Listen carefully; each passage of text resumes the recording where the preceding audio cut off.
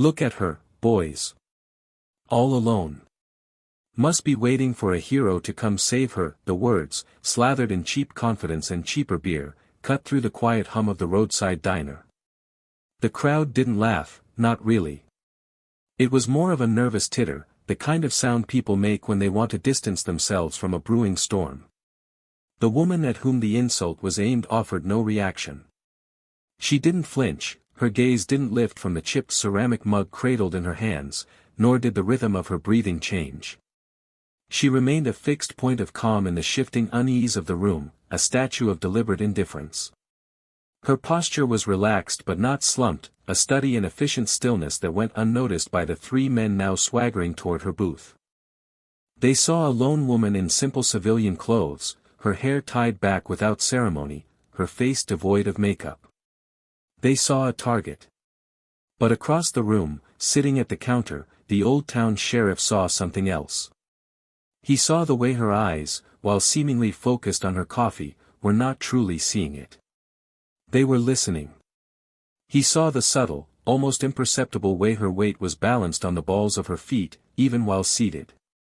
It was a detail 99% of people would miss, but to a man who had seen his share of real professionals, it was a quiet scream. If you believe that true strength doesn't need to announce itself, type competence below. The leader of the trio, a man whose ego was as loud as his garish belt buckle, leaned over her table, planting his thick hands on the formica surface. He reeked of stale smoke and a sense of unearned authority. "Hey, I'm talking to you. You deaf or just rude?" he sneered, his friends chuckling behind him like a loyal, witless chorus. His voice was a tool of intimidation, designed to provoke a response, to create a flicker of fear he could exploit. The woman slowly, deliberately, lifted her gaze. Her eyes were not angry. They were not frightened. They were analytical, flat, like the surface of a deep, cold lake. She scanned his face for a fraction of a second before her focus shifted, indexing the position of his friends without ever turning her head. One stood slightly to her left, blocking the aisle. The other stood behind the leader, too close for his own safety. It was a tactical assessment made in the space between heartbeats. Her silence was her answer. It was a void into which his arrogance tumbled, finding no purchase. To him, it was weakness, a confirmation of her victimhood. To the observing sheriff, it was the calm before a perfectly controlled detonation, a deep breath before the plunge. It was the absolute confidence of someone who has faced far worse than three belligerent fools in a diner and had never needed to raise her voice to win. The situation escalated precisely as she knew it would. Predictability, she had learned long ago, was the amateur's greatest weakness. The leader, infuriated by her lack of fear, reached for her arm. "Maybe you need a lesson in respect," he growled. That was the trigger. That was the invitation. The moment his fingers made contact, the world seemed to slow down for everyone but her. What observers would later describe as a chaotic blur was, in reality, a symphony of brutal efficiency. Her left hand, which had been resting near her mug, came up in a blur, not to block his grip, but to intercept it. Her thumb and forefinger found the exact nerve cluster at the base of his wrist. There was no sound of a punch, only a wet, sickening pop and a strangled gasp from the man as his entire arm went numb and his legs buckled. As he fell forward, she was already moving, using his collapsing momentum to pivot. The second man, the one blocking the aisle, saw an opening and lunged. He met an elbow, precisely placed into his floating rib with the cold, hard physics of a piston. The air left his lungs in a pained whoosh as he crumpled to the checkered linoleum floor, clutching his side. The entire exchange had taken less than 3 seconds. The third man, who had been standing behind his leader, was frozen for a crucial second, his brain unable to process the sudden, catastrophic failure of their plan. He saw his two friends neutralized on the floor, and he looked at the woman, who was now standing, perfectly balanced, in the center of the aisle. The fear he had expected to see in her was now plastered across his own face. She hadn't broken a sweat. Her expression was the same as it had been when she was staring into her coffee cup, calm, detached, professional. In the aftermath, a profound, deafening silence descended upon the diner. The only sounds were the pained moans of two men on the floor and the ragged, panicked breathing of the third. The sizzle of burgers on the grill seemed offensively loud. A waitress stood paralyzed, a full coffee pot held halfway to a table. Every patron was locked in a state of collective shock, their minds replaying the impossible speed, the sheer, unhesitating competence of the takedown. The leader, clutching his useless arm, looked up from the floor, his face a mask of agony and utter disbelief. What are you?" he stammered, the question hanging in the thick, stunned air. It was a question no one had an answer for, but one that everyone was desperately asking. The old sheriff pushed himself off his stool at the counter, placing his half-empty mug down with a deliberate click. He moved not with urgency, but with the steady, measured pace of a man who understood exactly what he had just witnessed. His young deputy, startled into action, began to move toward the woman, his hand instinctively going to the sidearm on his hip. "Hold," the sheriff said, his voice quiet but carrying the unmistakable weight of command. The deputy froze. The sheriff ignored the men on the floor. His attention was fixed solely on the woman. He didn't see a suspect, he saw a solution. His eyes took in the details again, the way she stood, not in a brawler's crouch, but in a centered, stable stance that minimized her target profile while maximizing her options. The way her hands were held, open and relaxed, but ready. "Ma'am," he said, his tone layered with a respect that baffled the onlookers. "You all right?"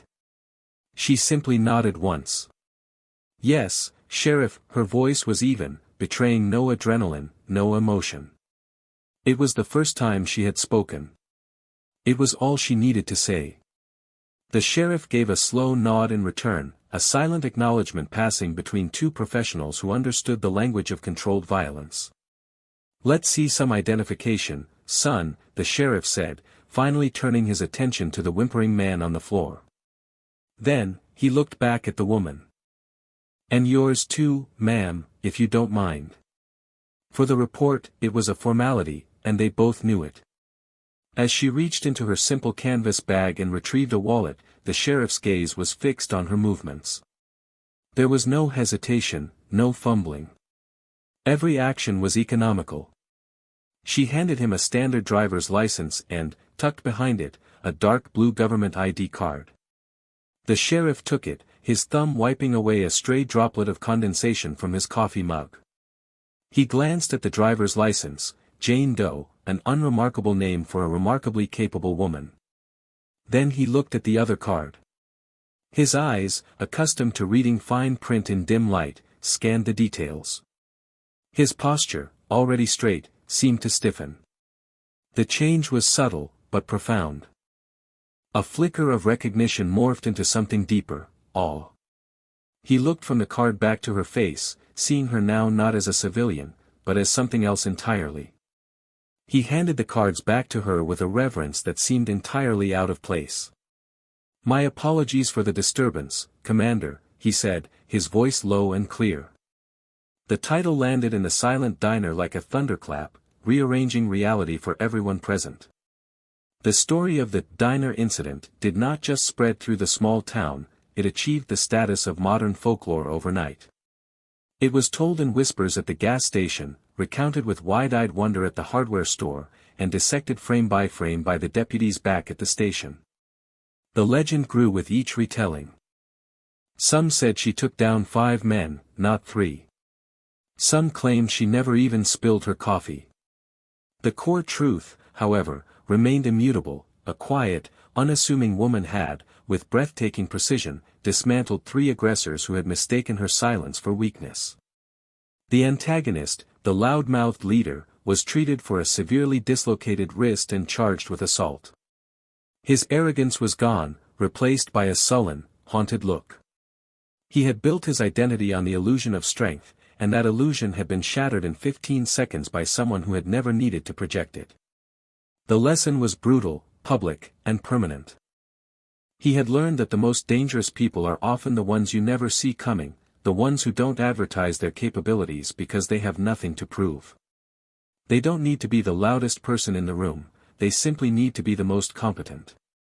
And what of the woman, the commander? She did not wait for the adulation or the questions.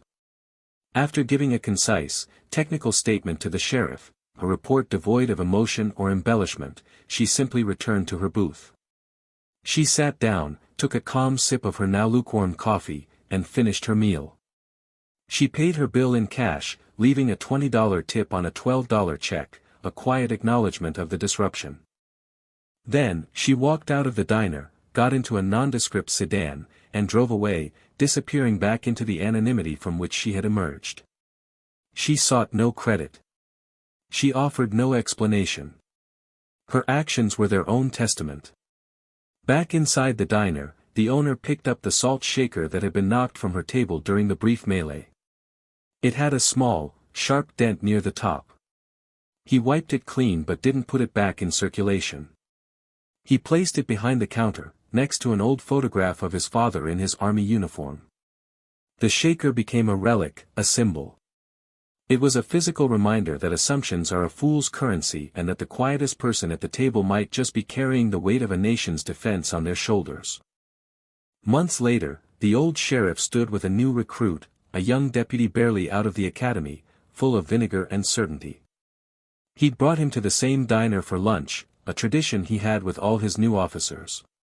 He led the young man to the counter and, while waiting for their order, pointed with his chin toward the empty booth by the window.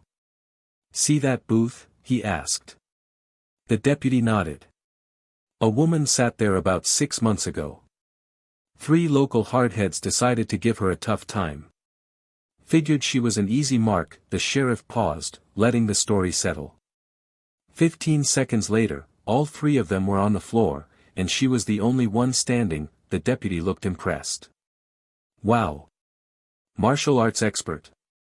The sheriff smiled faintly. "Son, that's like calling a hurricane a bit of weather. You see, you'll learn that out here, your biggest weapon isn't the gun on your hip. It's your ability to see what's really in front of you, not what you assume is there."